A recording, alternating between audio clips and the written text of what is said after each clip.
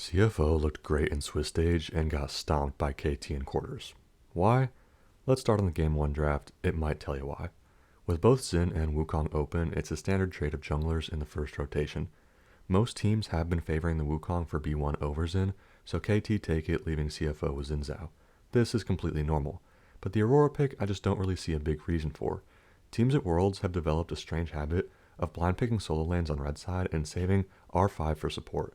Like, I get it, but top lane is literally 100% determined by the matchup.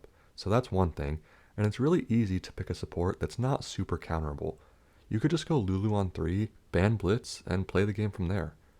Tangent aside, CFO have Aurora and KT answer with Rumble and Talia. Maybe I've answered my own question here because nobody uses real counter picks in pro play, so blind picking solo lanes doesn't actually end up being that big of a deal. Tragic. The Rumble is still a super strong champion though in all phases of the game, so no problem blinding that as no one's going to pick Warwick into it. And Talia is in fact the champion I'm most tired of seeing in the meta. She's really not that good in my opinion, but she does have some good value here into Aurora and Xin Zhao. With Ornn to round out first phase for CFO, they're set up to lose already. Losing top matchup, losing mid matchup, and even jungle pick. Basically what this means is that KT is going to have perma prio in both solo lanes early, so the Wukong is going to have complete freedom to move around and start early objectives, while Xin's going to be completely homeless and pretty much unable to play the game in the first 15 minutes. If you're enjoying this draft analysis, make sure to drop a like to show me you want to see more, and consider subscribing to make sure you don't miss new videos coming up. CFO R4 Corki, which is pretty standard blind pick for ADC at this point. Strong champion, but I still prefer Ashe overall. And with Ezreal Braum to round out for KT, I really like their comp. Not exactly what I would pick, but good enough into what CFO have. Now it's time to talk about the biggest CFO blunder, which basically lost them the game on the spot.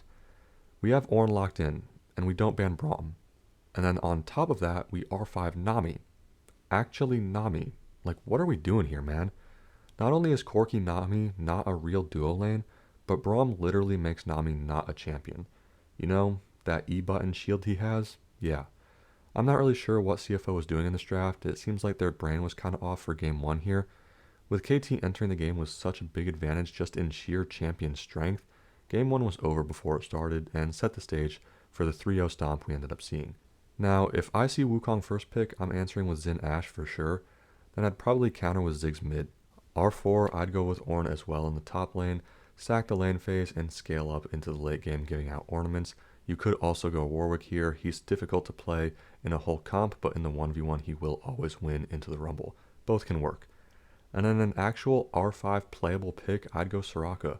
It counteracts the long range poke from Ezreal and Talia very well, and does well into Braum in the lane phase. With this draft, red side is already much more playable than what CFO ended up having. Let me know what you guys thought of this game 1 draft in the comments below. Thanks for watching. See you next time.